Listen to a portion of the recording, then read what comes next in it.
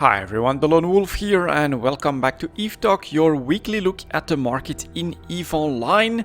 And when it comes to news in EVE Online, of course, things will be slightly dominated by the end of the Gnostic blackout, which means that 00 Space gets its local chat back, which also gives it lots of intel and lots of basically extra safety. That's all relative, of course, but it is definitely something that is going to impact the market as well.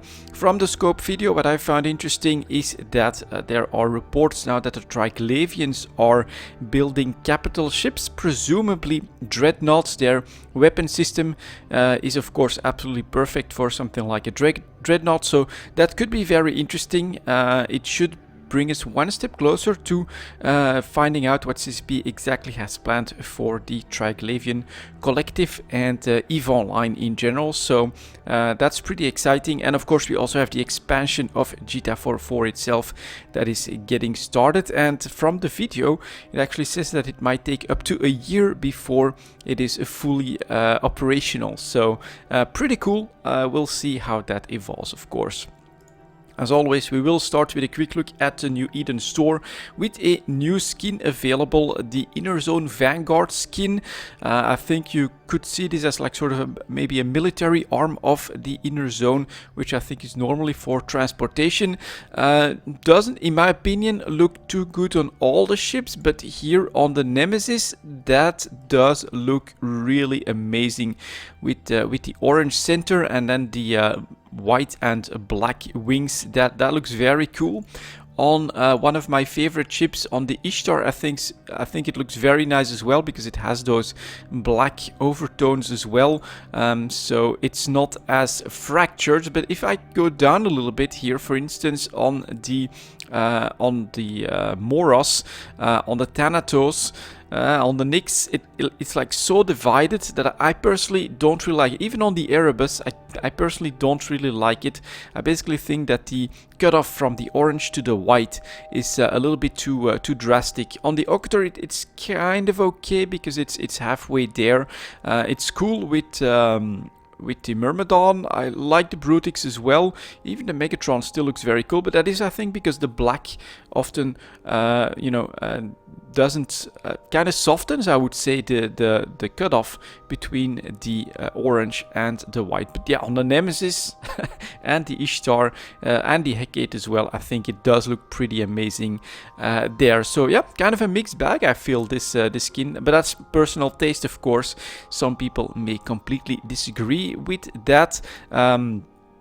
Overall, I do see from time to time that people are complaining about skins coming to the game, but I feel like CCP should give us as many skins as they can, quality skins as they can, because it is a way to monetize the game that is completely optional, is not pay to win in any way, and I think that it's only fair. In fact, 55 plex, that's not even that much for the Nemesis and the Ishtar skin. That's actually kind of enticing to try to do. But yeah, it's a free option and it helps fund the game. So as long as you yourself have a little bit of restraint and don't go completely overboard, which I think with skins like this, I mean, how many more can you use? You can only use one at a time anyway, so I feel like there is sort of a better limit on that than on some of the other games where crazy spending is much easier to do. So yeah, new skins, I think it's pretty cool.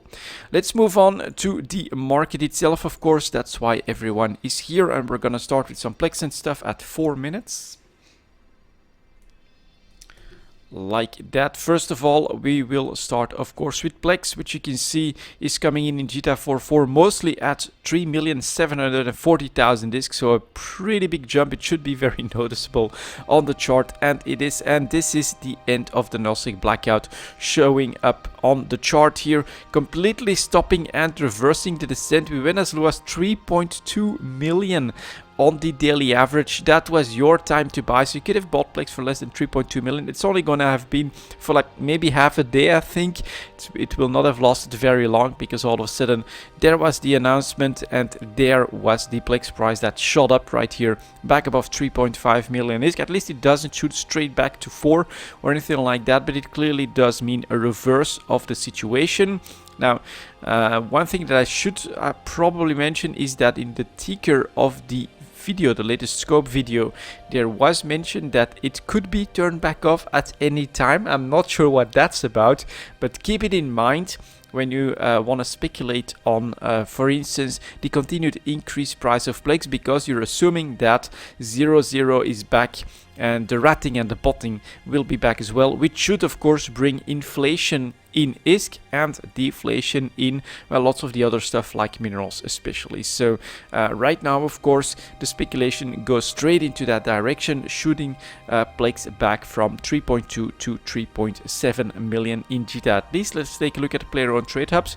3.6 million for the sellers, and we stay around 3.5 million for the buyers as well. 4 jumps out, in fact, for a lot of them, and then, well, right around that same price in JITA as well. I think 4 jump starts to compete with convenience as well. I'm kind of surprised that the Obanan trade market is front and center. It is clearly one player that's trying to make it happen. You can see that from the exact same quantities every single time. And here comes the perimeter trade tower a little bit up from that one. Yeah, 4 jumps might just be too much already to dissuade players from going for JITA or a nearby trade hub. Next up, we have the multiple pilot train certificates. Let's see if we can notice anything there. Honestly, I feel like you can. Let's try and get a little bit of motion visible here. You can see that we were in pretty sharp decline since July, and we were actually slowly continuing to decline despite the fact that we went very close to and even slightly below 1.4 billion ISK, and that has reversed here. The multiple pilot train certificates up to 1.45 billion, 1.5 billion almost for the sellers, 1.42 billion for the buyers. A clear trend break here as well if you show that like this on the chart. So yeah, this is the end of the nullsec blackout. That clearly has its impact on the market. It's not really the like a direct correlation, but it is of course just pure speculation by the market that is causing this change in the direction of the price evolution.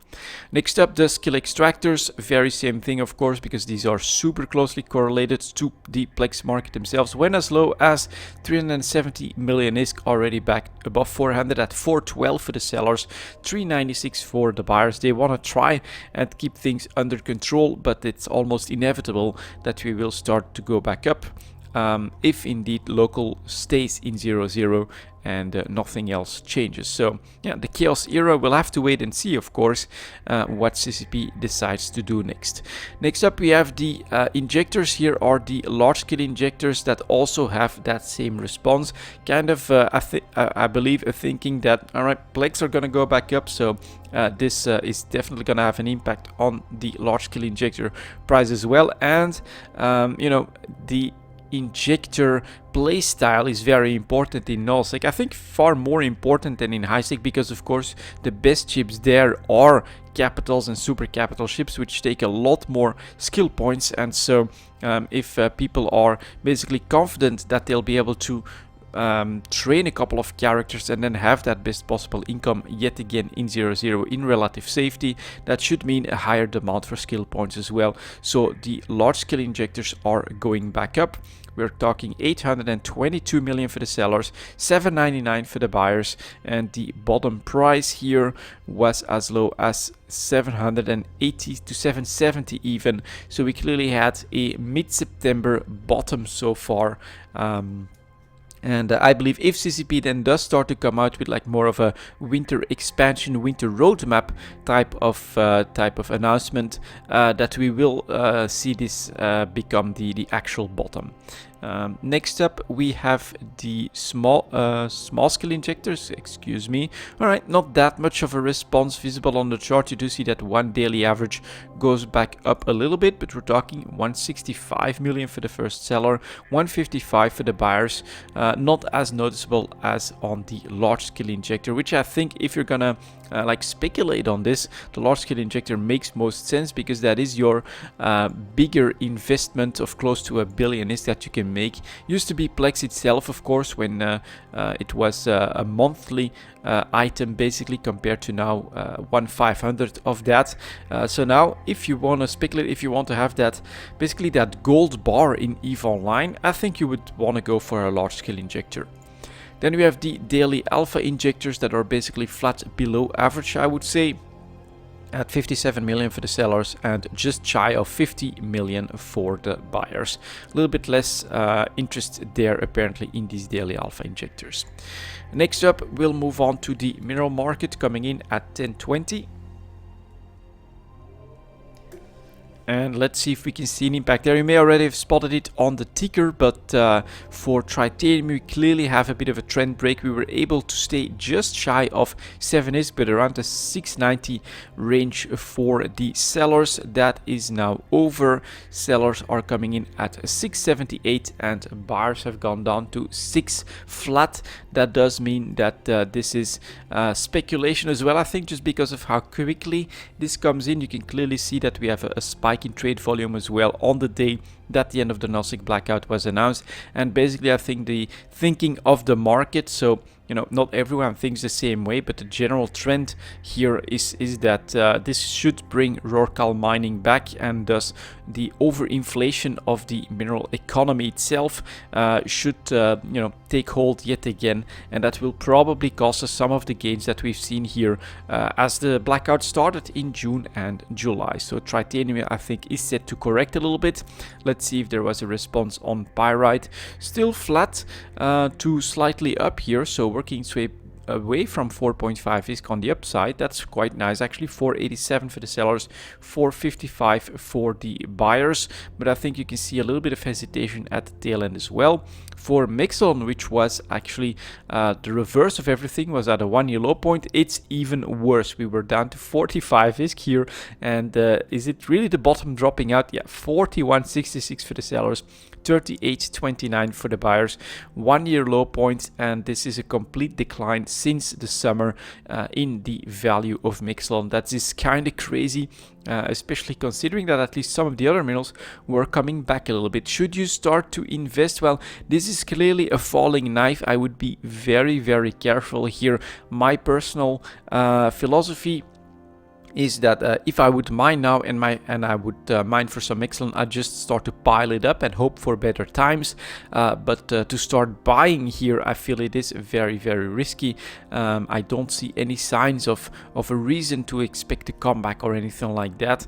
Mexon is just completely out of favor. My personal theory is that 00 has now basically fixed the bottleneck of Mexon that existed before by going for more specialized moon mining, by basically grabbing some moons, creating some moons that make their own Mexon in 00.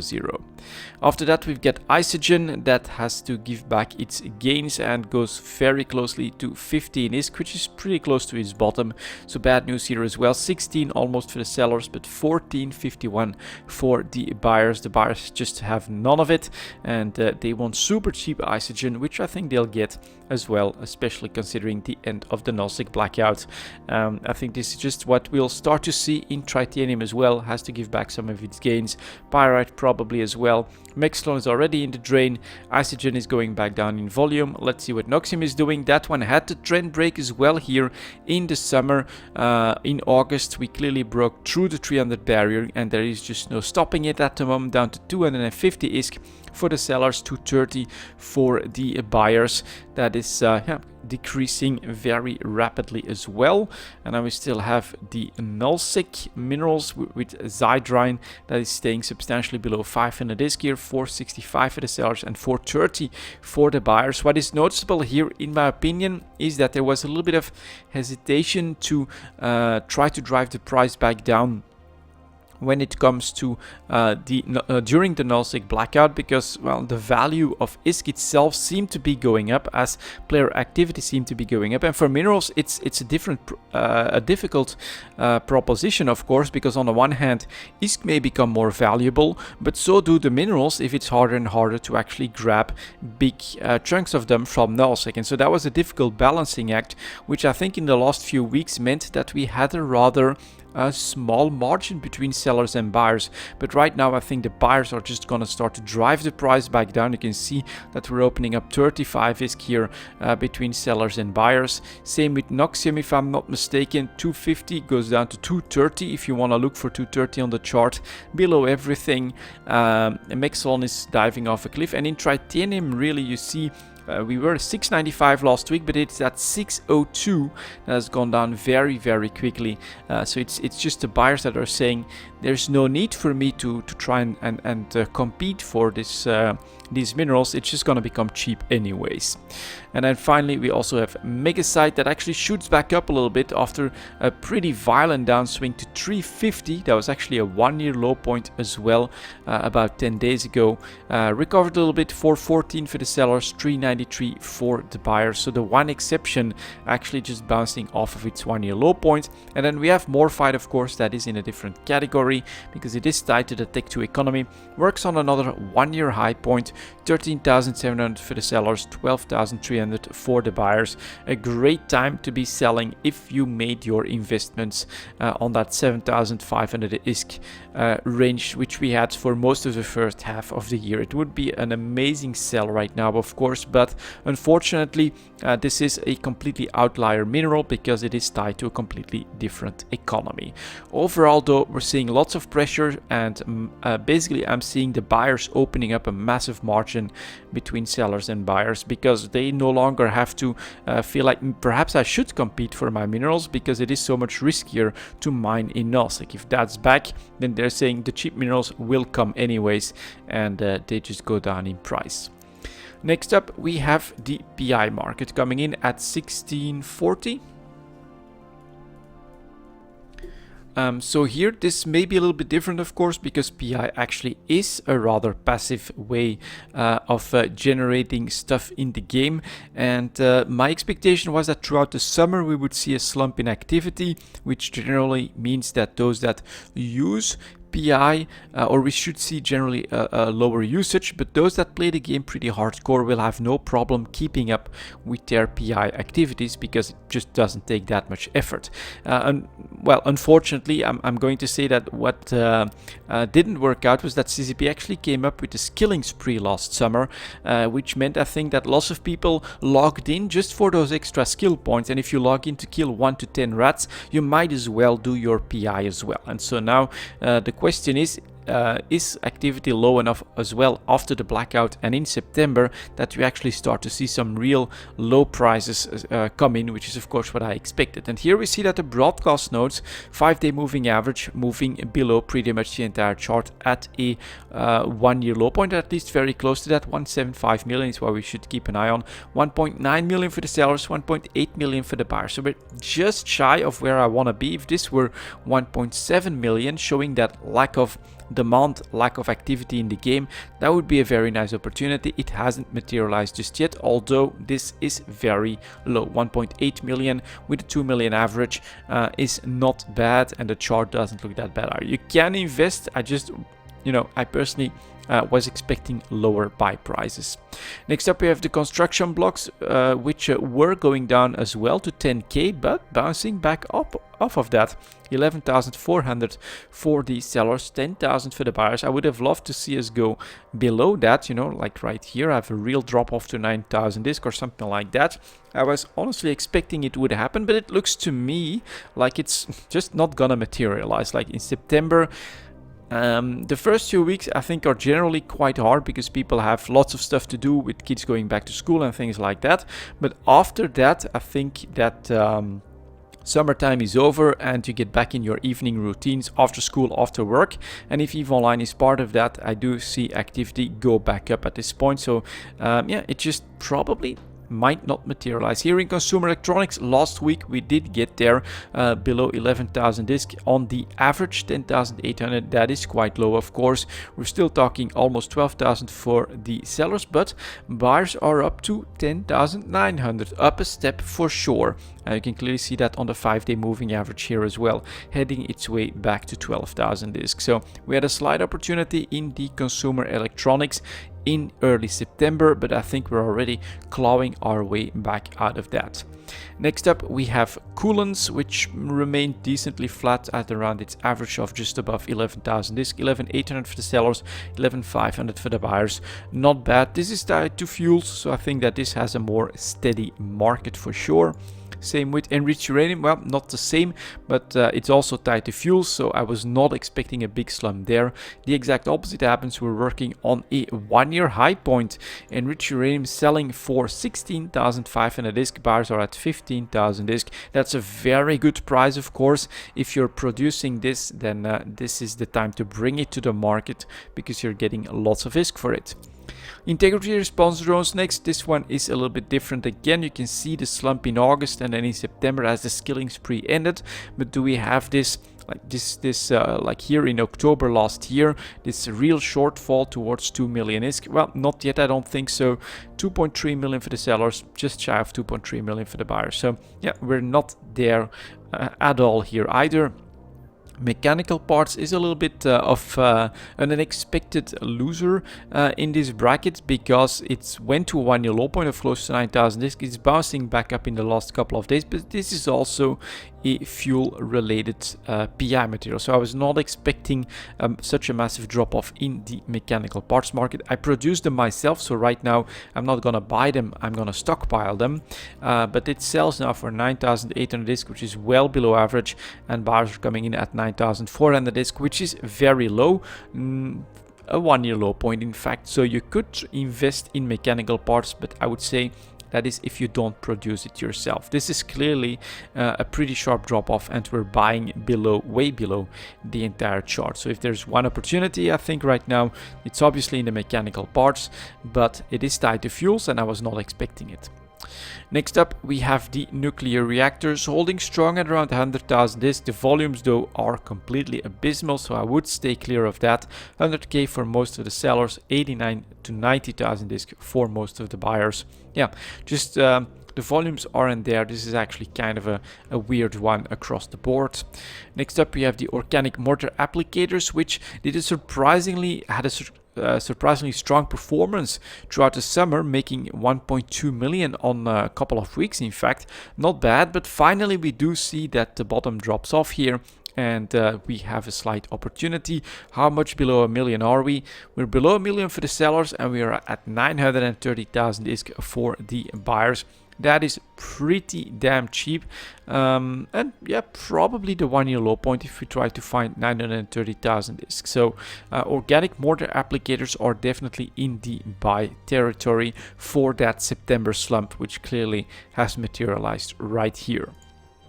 Next up, you have our robotics, also tied to fuels, that is going back down and is also reaching a 1-year low point. It is selling now for 95,000 disk, buyers coming in at 90,000 disk. There is one thing to note though, is that for most of the year we've been between 95,000 and 110,000 disk, and even between 95 and 10,000 disk. This is not as volatile as it looks. So while we are talking about a 1-year low point and probably an opportunity, your potential increase is only of 20,000 disk, which is at a very high point here as well. A more expected return is probably going to be just 10,000 disk on 90k. That is not that great. This chart looks more volatile than it is. This is tied to fuel, so this has a bit of a more stable market across the board. It just doesn't go that high or that low.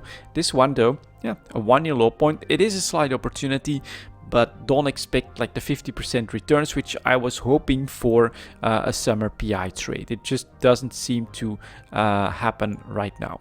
Self-harmonizing power cores also dropping back to a 1.9 million range. Probably not a 1-year low point just yet. We would need to be close to 1.8 on the buyers. Where are we at? Yeah, 2 million for the sellers, 1,955 for the buyers. So it is definitely below average, but the bottom has not dropped out the way I thought it would. Next up, you have the superconductors, which last week did that drop off to 9,000 disk. Unfortunately, I produced this as well. So in mechanical parts, we have an opportunity, and I produced that. In superconductors, we had an opportunity, but I produced that, so I'm already stockpiling these goods for better times. So I'm not gonna add ISK into that at this point. Slight recovery in the last week, but we're staying well below average with 10,600 for the sellers and 8,200 for the buyers, showing a clear lack of demand. The good news is we do see some buyers come in and try to snag that cheap good, and as a result we come back a little bit in price. Then we have test cultures, which is slowly stepping its way back to a more normal 8,000 ISK here, 8,000 for the sellers, but still 5,615 ISK for the buyers. If we try and make something like that happen, 1 year low point still, so you could still speculate, try to grab some cheap test sculptures, because the margin here that's opened up is kind of crazy. 5,600 to 8,000 ISK, that's pretty good, right? 2,400 ISK, that's almost a 50% margin. Can you imagine buying at 5.6k and then waiting for a spike to 10k? That's the kind of profits that I was envisioning when I would try to buy some of that cheap PI. So test sculpture is actually one that I might still try to grab some of. Then we have the wetware mainframes that's also reaching a 1 year low point. This one looks pretty interesting, towards 1.9 million. It's less than 2 million for the first few sellers. That's actually really important, that the sellers feel forced to drive the price back to less than 2 million. Unfortunately, the buyers are super competitive, 195 million, very close to those sellers. That is a little bit unfortunate. It also means that we don't have that super drop off. We had it probably on one day, and then the volumes came right back, people trying to snag that cheap those cheap wetware mainframes. So yeah, it just hasn't materialized the way I expected it to. The delay from the skilling spree is of course normal, but basically I think the window is too short. I think people will start to come back to their accounts from this point on, and we'll start to see increased activity, and as a result a more stable PI market in the upcoming weeks and months. I think we'll see those that have dropped off to slowly work their way back to average prices as well. All right, let's move on to the advanced moon materials, coming in at 2640. As we accidentally changed the music, that was not planned, but nice timing. Let's get started here. Crystalline carbonite dropping off. This for me is actually an expected response to the end of the Gnostic blackout. We should see more inflation, which we should see a more stable 0-0. So we should see people speculate on more availability for the advanced moon materials. So crystalline carbonite is falling back off towards 140, 150 still for the sellers, but the buyers are, I think, gonna start to drop off. 141 for them. Ferrite carbide, same thing. We do see a drop off here as well, away from that average 150. Sellers are forced down to 143, buyers at 132. So yeah, we clearly see that we're going back to a less than average price. Then we have our titanium carbide that's still holding strong at 200 ISK. Bit of a surprise performance here. 203 for the sellers, 203 for the buyers. I would personally say, considering the first two, if you have some profits to take in titanium carbide, I would take them right now.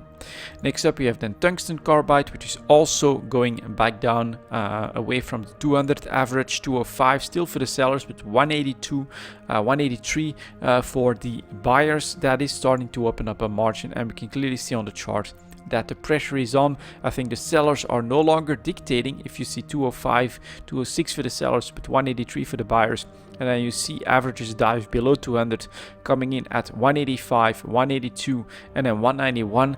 That means that it's no longer just the sellers that are dictating a price, but people are just impatiently selling to those buyers, and they are going to drive the margin back down, forcing sellers that have patience to actually compete here and drive the price down. So it's almost inevitable, I think, that tungsten carbide will go down in price substantially as well. For the metamaterials, which I think were already, no, actually, yeah, photonic were doing quite well, and yeah, I would say this is Gnostic blackout speculation. We went to 20k, really good price. I think it's just not gonna last indeed. 16,800 for the sellers, 15,600. This is a complete reverse of psychology. Yeah, this is not something that you can, of course, prepare for or see coming, because this is just a CCP change that has completely changed the dynamic and I think mostly the thinking in the market. As a result, if you wanted to sell your photonic metamaterials at a profit from, let's say, 15, 16k to 20k, you're too late. You should have done so last week. Next up, we have the plasmonic metamaterials. We can see that we traded mostly at 25,000 for the late August, early September period. We're already below that, 24,600, but buyers are down to 22k, so that drop off is starting as well.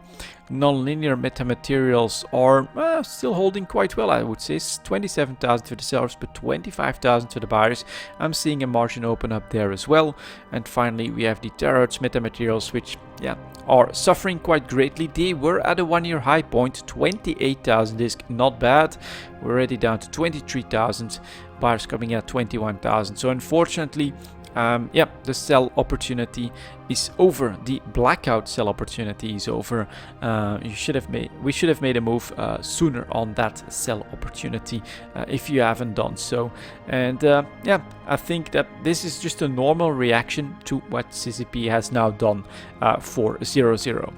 Next up, we have the rest of the materials. Here is fermionic condensate. That was already not doing too well. It's just staying at around 90,000 ISK, 85,000 for the buyers. So that has basically its margin covered, pretty low, but it's also at a pretty low, well below average price. Next up, we've got ferrogel that was bouncing from 52 to 45k. We see a decrease in volatility, and actually 49,300, that's not so bad, and 48,600 ferrogel, a nice exception, staying above average here, managing to defend its price. Then we have fullerenes, not much to say, still flat, just below 1,000 ISK. Hypersynaptic fibers is declining a little bit, but holding, I think, buyers, well, 12,800, 13,400 for the sellers. That's okay. That's actually holding surprisingly well, around and above 13,000 on average. Then we have the nano transistors that are still staying at 6,000 ISK because of a complete lack of supply, but a first 29 million units coming in, I think, is going to mean that Nelsec will start to export some of them. We'll have to see in the upcoming weeks, but this one is still doing quite well. If you have profits to take from nano transistors, I would honestly not wait too long anymore. Then we have the phenolic composites, a little bit of a decline.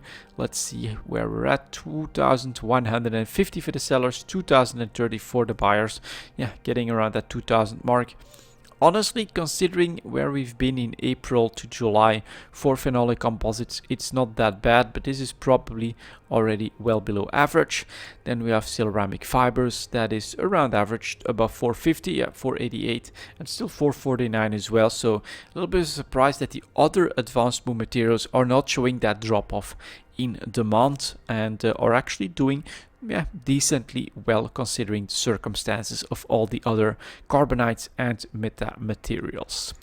Let's see if there is an impact on the Tech 2 ships then, of course, because if people speculate, I think it's less on advanced moon materials, which often creates a bit of a lag and an opportunity, but rather on the Tech 2 ships, and they'll be coming in at 3240.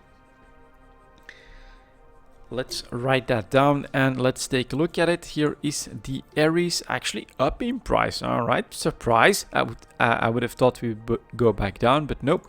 The Aries is down to 29 million ISK. Buyers are coming in at 26 million. What can we say about that? Not really much. It's obviously the sellers that are starting to win out again to get that average price. And overall, the Aries is now trading around its average for the year. Next up here, we've got the Basilisk. That one is dropping to a low point, 200 million. A bit of a bounce at the tail end though. So here, big volume spike, big decrease in price. Let's see where we're at. 225 for the sellers, but 191 for the buyers. That's a pretty massive margin opening up between sellers and buyers. Buyers are at 1-year low points. 191 is below the entire chart. That's around here on the chart. So it feels like with the bounce in price in the last couple of days, sellers are once again winning out.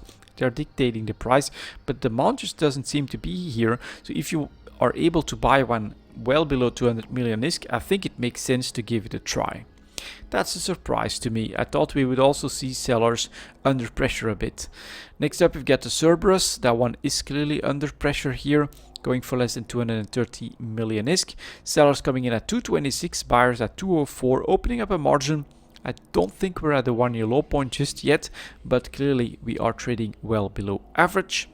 Then we have the Crow, that after doing really well to get to 35 million ISK, diving back down all of a sudden. 29 million for the sellers, 26 million for the buyers. Not yet at the 1 year low point, but clearly again below average as well. The Guardian back under pressure after defending 230 and even 250 for a little bit over the blackout summer, is back down to 200 million, 204 for the first seller, 215 and 232 here, but buyers at 190. If you try to get 190 on the chart here, buyers are below everything. So yeah, Guardian, Basilisk, a buy order close to 190 I think would make a lot of sense, and we can see the pressure coming in on these Tech 2 ships. The Heretic in fact going back down as well. Buyers are at 60 million ISK, sellers at 71 million. So the buyers are at the very bottom yet again. Then we've got the Hound that is also declining in the last couple of days. Let's see where we are at. Sellers forced well below 30 million ISK with 621.94 coming in here at less than 28 million. Buyers are still holding at 26 million, so there is still some competition. But get rid of these and I think you have a real Hound buy opportunity that might just form. Then we have the Ishtar, which shoots back up. Well, I think Ratters no longer want the Vector Navy issue, but they want the Ishtar. So that was something that we should have bought last week for around 190 million ISK. It's now already selling for 255 and buyers come in at 222. This is very much a surprise to me. I was not expecting such a big response on the Ishtar, which shows that the Ishtar is in nullsec at least a raiding ship. So not something like an exploration ship or anything like that, but it's probably a raiding ship. You do have very much an increased volume. Perhaps some fleet buying as well might be the answer here. I guess if we want to find out, we'll have to look at it in the upcoming weeks. If the price drops back off, then I think it does mean that this was just massively buying for a couple of fleets from nullsec to create a doctrine, to create some fleets. If, however, it stays at that 230 to 250 range, then it just means that there's generally increased interest yet again, and the only logical explanation, to me at least, is that it's more ratting Ishtars coming back after the end of the blackout. The Manticore is dropping off to a 1 year low point, 26 million for the sellers, 25.3 million for the buyers. If you'd want one gamble to take, I would say the Manticore is very close to 25 million, even for the sellers, and the peak here goes up to 40 million ISK, 1 year low point. Yeah, Manticore is pretty much a must for Tech 2 ship traders here. That's potentially a very nice opportunity. Then we've got the Munin that actually shoots back up to 280, 280 for the sellers, 227 for the buyers, so decent margin opening up, trading on the seller side, above average. A bit more volume increase as well here since the blackout. Interesting. Looks like that one is really in the meta in nullsec. Then we have the Nemesis that's continuing a slow decline, landing on 25 million. So the buyers here are important. 26 million for the sellers, 24.5 million for the buyers. Not that many of them in the market. So you're buying a Nemesis for less than 25 million ISK. That makes a lot of sense as well. But on this Tech 2 speculation, I mean, the Nemesis looks really juicy. The Manticore looks like an amazing opportunity, to be honest. But keep one thing in mind. You are gonna be dependent on something happening in nullsec. This was the blackout spike. Sometimes you have war spikes, but that does mean that something has to happen in nullsec in order for these to make their comeback, for this to pay off. There is no wave or anything like that you can expect just naturally in these ships. So there is a risk to these investments. The Oneros is actually holding really strong compared to the Basilisk and the Guardian then. The volumes are not that great, of course, in the Oneros, but it is still at 209 million for the sellers, 180 million for the buyers. So the buyers are, you know, already driving the price back down. And then here the latest sell-off order of 113 should mean pressure. I think we'll start to go back next week as well. The Purifier is trying to hold on to 30 million ISK, but 29 million for the sellers, 27.6 million for the buyers. If those 27s would go out, then you've got another really nice opportunity in the Purifier. Now we get the Saber that tried to come back to 67.5. Blackout is over. Nope. 1 year low point all of a sudden. 63.5 for the sellers, 60 million for the first buyer, and that's only one of them. Then we're already down to less than 59 million. Saber going for a 1 year low point as well. Super risky. I thought when the blackout would come, when we saw some more, that we would see interdictors make a pretty big comeback, a pretty big splash. It never materialized, so this also feels very risky. On the other hand, this is a 1 year low point and potentially an all-time low for the Saber as well. So perhaps having at least one of them ready would make sense. And then we have the Scimitar, which also drops off much more in line with the Basilisk and the Guardian. I think that basically we have a little bit of a delay on the Oneros, but very close to 1 year low point here as well. Sellers coming in at 202 million ISK, buyers at 180, and there's not that many of them. And yeah, 180 on the chart, again below everything. So this is another opportunity. And then we have the Stiletto that went to a low point, finally renormalizes to 30 million for the sellers, but still 25 million for the buyers. So yeah, the end of the blackout, in my opinion, there's quite a bit of opportunity to try and make the right investment in the Tech 2 ships. I'm really liking the some of the logistics cruisers and some of the stealth bombers as well. I'm talking Manticore and I'm talking Nemesis here specifically, which are my favorite go-to ships when it comes to trying to make some trades happen in the Tech 2 market, to be honest. So yeah, I'm seeing lots of potential here. Next up, we have the Tech 3 ship market coming in at 41. Yeah, let's say 41 rounds. Like that. And as always, we'll start with the destroyers, with the Confessor basically flattening out at 40 million ISK, 41 for the sellers, just below that, and 36 million for the buyers. And look at the fresh supply, just one of 21 units. It's a decent volume, but overall this feels like, all right, maybe even a slightly low volume market here for the Confessor, but we don't see oversupply at all right now. So let's take a look at the Hecate market then, which was on its way back down towards 40 million ISK. So keep in mind, it's just bringing the ship price in line with the Confessor, and here we see 41.5 million for the sellers, 36.6 million for the buyers, basically $500,000 above the Confessor still. As a response, we have at least half a dozen fresh supplies, 31, 34, 28, a little bit more availability. We're still at a slight premium over the Confessor, and we are of course coming from much better prices, so this is natural, quite okay to still see the supply. It's also not still a full front page that's gonna crash the price down to lows or anything like that. Really nice to see this normal response. Then next up we have the Jackdaw, which is also landing at 40 million ISK. We're talking 41 almost for the sellers, 37 for the buyers. Basically a little bit higher in the seller price for both of them compared to the Confessor. And here again we see 5 new sell orders, decent volumes, but nothing too crazy. So here quite nice to see this full destroyer market, at least first 3 already, come together at the 40 million range with a healthy supply that is in line with what the market needs. And then we have the Zwebel that went above 40 million ISK as well. He's now at 42 million for the sellers, 38.6 million for the buyers, so narrowest margin, best price. And we do see some supply, but nothing too crazy. and the differences though have gone down substantially. So we will see where this goes next, of course. If one of them starts to be oversupplied and goes back down in price, we could see that whole dynamic come here again, show up here again. But super interesting to see the least popular Zweipel has held on to less than 40 million for quite a bit, shot its way back up, I think, on the incredible opportunities that the Hecate showed, 47.5 million, and the Jackdaw went up to 55 and 45 million as well, which meant that production just started to cycle more into these ships, which allowed the Confessor to recover quite slowly, and then the Zweipel at the tail end to catch up as well.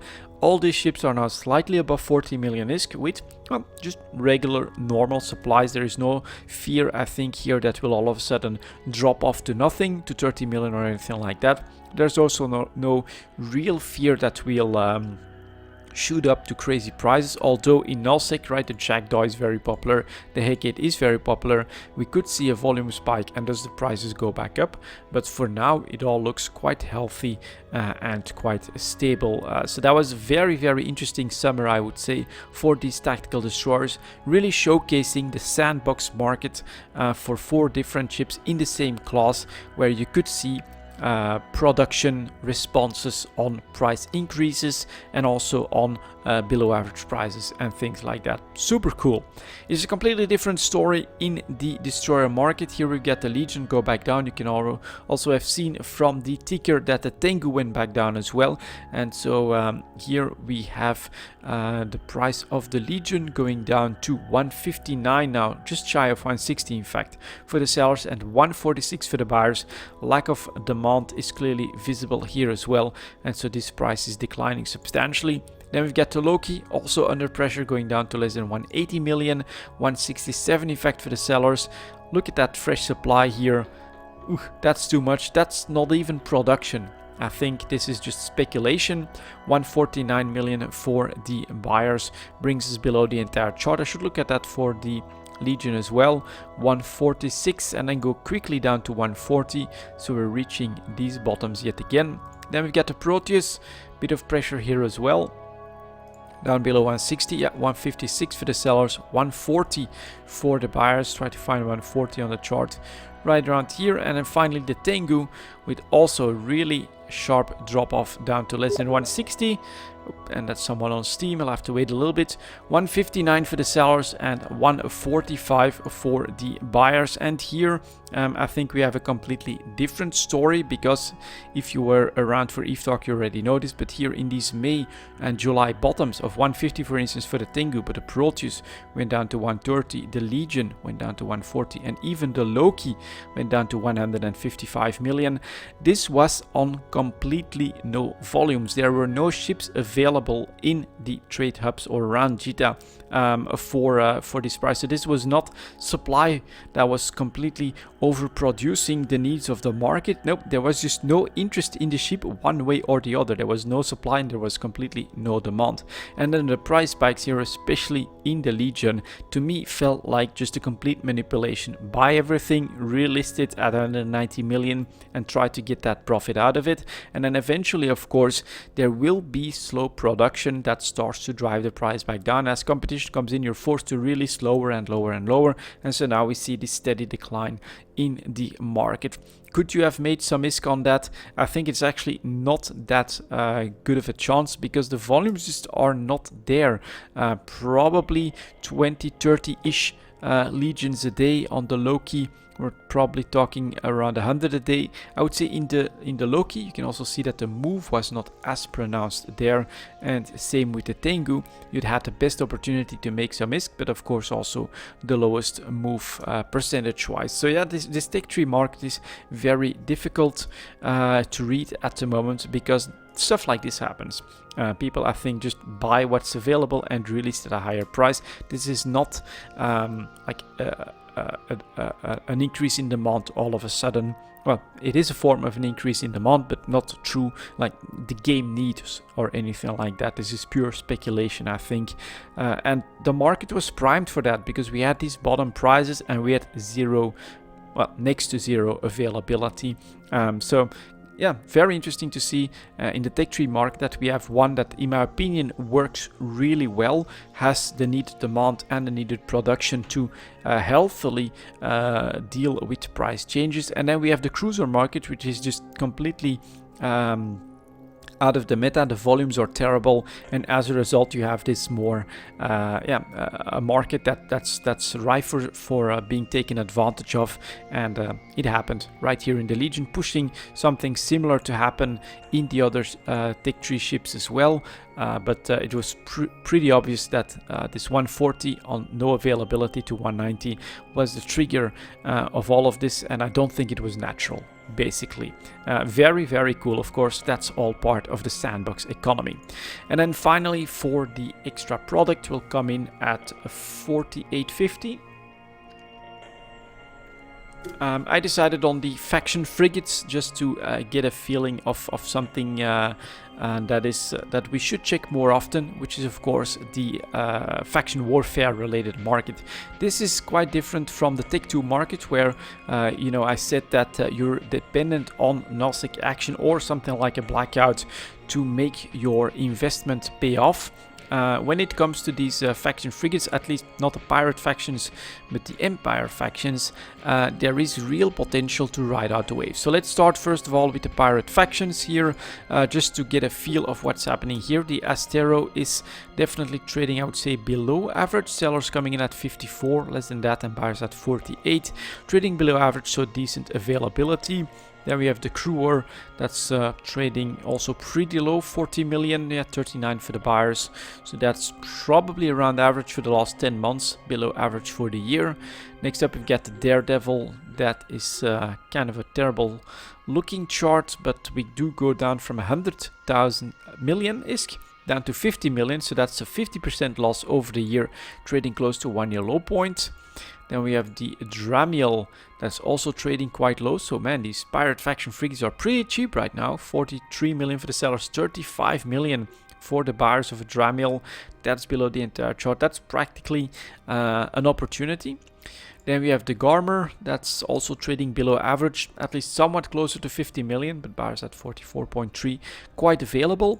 Next up we have the Succubus, that's actually just dropping off to a 1 year low point all of a sudden.